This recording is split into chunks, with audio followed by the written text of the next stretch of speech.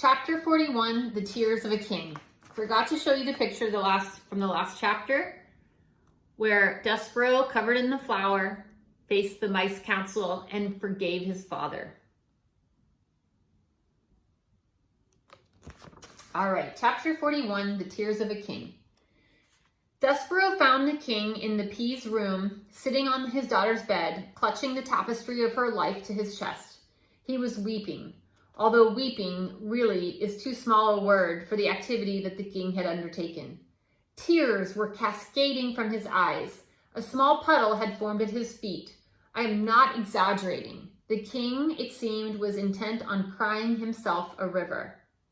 Reader, have you ever seen a king cry? When the powerful are made weak, when they are revealed to be human, to have hearts, their diminishment is nothing short of terrifying.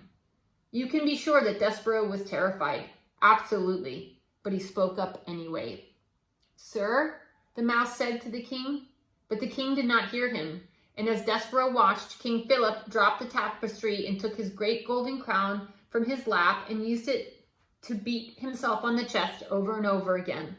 The king, as I have already mentioned, had several faults. He was nearsighted. He made ridiculous, unreasonable, difficult to enforce laws. And much in the way of maigre-sou, he was not exactly the sharpest knife in the drawer. But there was one extraordinary, wonderful, admirable thing about the king. He was a man who was able and willing to love with his whole of his heart. And just as he had loved the queen with the whole of his heart, so too he loved his daughter with the whole of it, even more than the whole. He loved the Princess P with every particle of his being, and she had been taken from him. But what Despereaux had come to say to the king had to be said, and so he tried again. "Excuse me," he said. He wasn't certain, really, how a mouse should address a king. "Sir" did not seem like a big enough word. Despereaux thought about it for a long moment. He cleared his throat. He spoke as loudly as he was capable of speaking. "Excuse me, most very honored head person." "Down here, most very honored head person," said Despereaux. The king, tears still falling from his eyes, looked at the floor. He squinted. "Is that a bug speaking to me?" he asked. "No," said Despereaux, "I am a mouse. We met before." "A mouse," bellowed the king. "A mouse is but one step removed from a rat." "Sir," said Despereaux, "most very honored head person, please, you have to listen to me. This is important. I know where your daughter is." "You do?" said the king.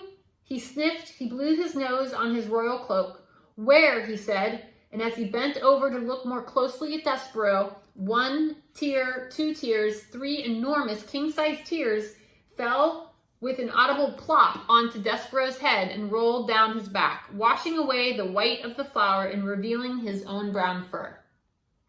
"Sir, most very honored head person, sir," said Despereaux as he wiped the king's tears out of his own eyes. "She's in the dungeon." "Liar," said the king. He sat back up. "I knew it. All rodents are liars and thieves. She is not in the dungeon. My men have searched the dungeon." "But no one really knows the dungeon except the rats, sir. There are thousands of places where she could be hidden, and only the rats will know. Your men would never be able to find her if the rats did not want her found." "Ah," said the king and clapped his hands over his ears. "Do not speak to me of rats and what they know," he shouted. "Rats are illegal. Rats are against the law. There are no rats in my kingdom. They do not exist." "Sir, most very honored head person, that is not true.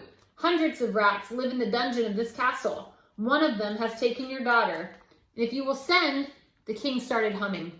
"I can't hear you," he stopped to shout. "I cannot hear you, and anyways, what you say is wrong because you were a rodent and therefore a liar." He started to hum again, and then he stopped and said, "I have hired fortune tellers." And then he stopped and said, "I have hired them and a magician. They are coming from a distant land. They will tell me where my beautiful daughter is. They will speak the truth. A mouse cannot speak the truth." "I am telling the truth," said Despereaux. "I promise." But the king would not listen. He sat with his hands over his ears. He hummed loudly. Big fat tears rolled down his face and fell to the floor. Despereaux sat and stared at him in dismay. What should he do now? He put a nervous paw up to his neck and pulled at the red thread, and suddenly His dream came flooding back.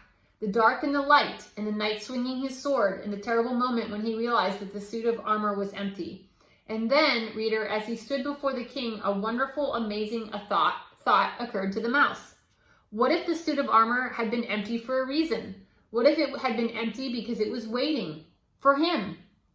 You know me, said, that was what the knight in his dream had said. You know me.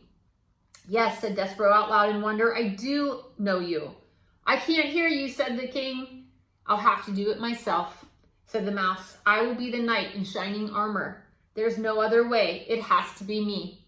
Despereaux turned, he left the weeping king, and he went to find the threadmaster.